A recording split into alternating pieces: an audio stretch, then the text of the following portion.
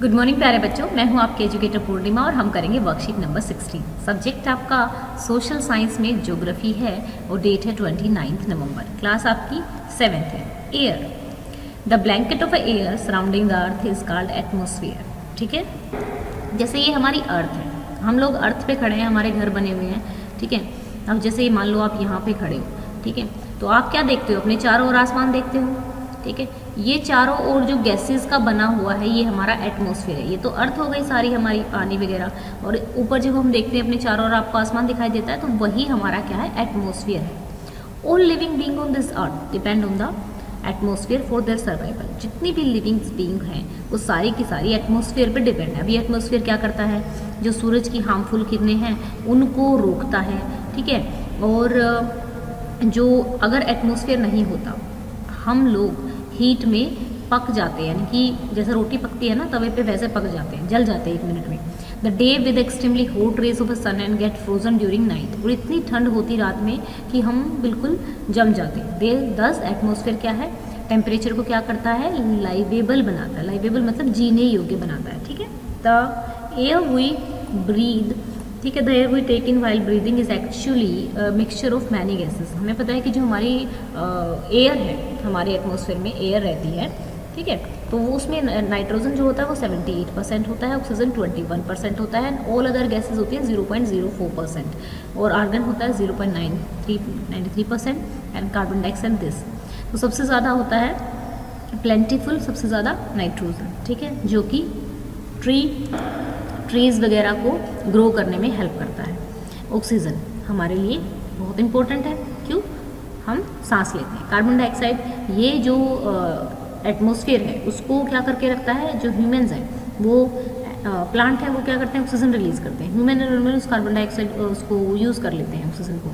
तो in tree क्या करते हैं? कार्बन डाइऑक्साइड लेते हैं और ऑक्सीजन रिलीज करते हैं, इसलिए बैलेंस बना रहता है। इफ़ वो एक इम्पोर्टेंस हो, अगर हम ट्रीज़ को कट डाउन करेंगे तो ऑक्सीजन कहाँ से मिलेगी? And carbon dioxide in the air is disturbed. तो कार्बन डाइऑक्साइड वो कट कर देंगे तो ट्रीज़ उतनी ले नहीं पाएंगे, तो कार्बन डाइऑक्साइड कहाँ रह जाएगी? कहाँ पे रह जाएगी बच्चा? सारी एटमॉस्फेयर में पड़ी रहेगी, तो हमारा जो टेम्परेचर है वो बहुत ज़्यादा बढ़ जाएगा। The amount of oxygen increase by planting tree, so we should plant more trees. हमें ट्री को उसको प्लांट करना चाहिए। तो यहाँ पे हम देखेंगे कार्बन डाइऑक्साइड क्या है? एक इम्पोर्टेंट गैस है। कार्बन डाइऑक्साइड जो है रिलीज की जाती है एटमॉस्फेयर में, क्रिएट करती है green house effect. Green house effect का मतलब होता है, क्या होता है? ये गैस जो है ना, जैसे हमारी, मैंने बताया कि ऐसे ये एटमॉस्फेयर है सारा, यहाँ पे सन है, तो सन से मतलब हीट आई, तो जो CO2 रहती है ना एटमॉस्फेयर में, वो क्या करती है?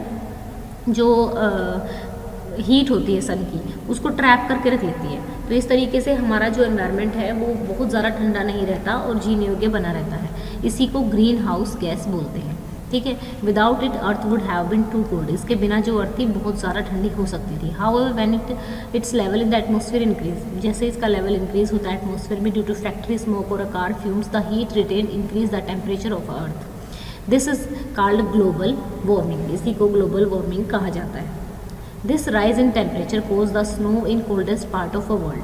ठीक है, तो अब वो कह रहा है कि जो ग्लोबल वार्मिंग हो रही है, बहुत ज़्यादा हम लोग कार्बन डाइऑक्साइड को रिलीज़ कर रहे हैं, तो पोल्यूशन जो हो रहा है, स्मोक वगैरह है, उसकी वजह से क्या होता है? ग्लोबल वार्मिंग हो रही है। और जिस वजह से जो गैस वगैरह है, जो गैस बोल रही हूँ, जो बर्फ़ वगैरह वो पिघल रही है, तो जो सी में पानी है वो भी बढ़ रहा है, तो इस वजह से फ्लड भी बढ़ रही है।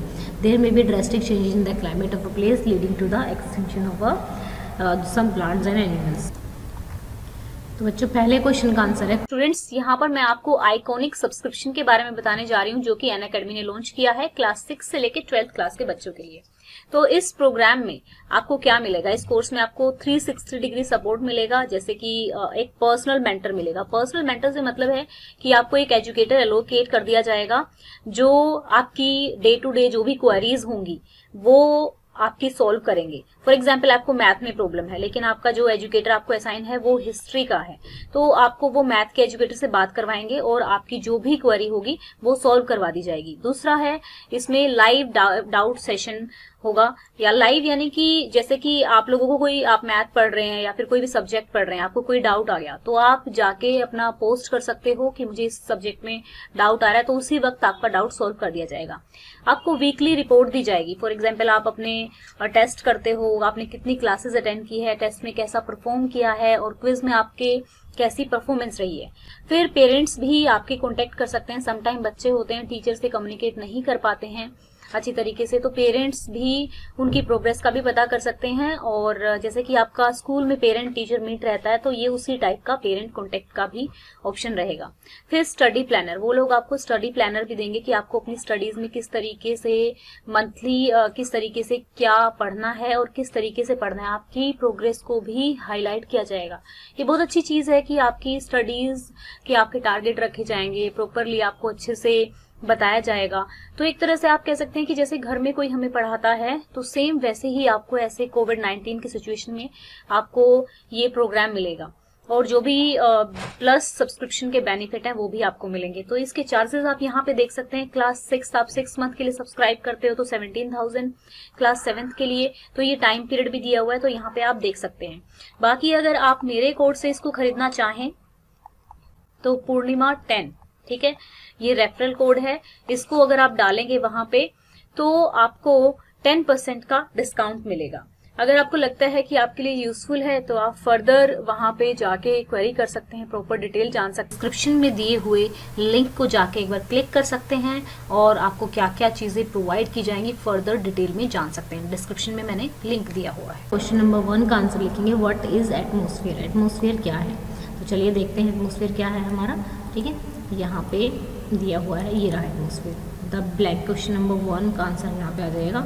आंसर नंबर 1 लिखेंगे, ये है हमारा द ब्लैंकेट, यहाँ तक, ठीक है, एटमोस्फेयर तक। सिर्फ पहली लाइन, इस वर्कशीट की पहली लाइन आपका आंसर नंबर 1 है। ठीक है, फिर चलते हैं हम अगले क्वेश्चन में। अगले क्वेश्चन में पूछा हुआ है, what is the reason behind increase in earth temperature. तो यहाँ पे आप देखेंगे ड्यू टू फैक्ट्री स्मोक, ये रहा क्वेश्चन आंसर नंबर 2।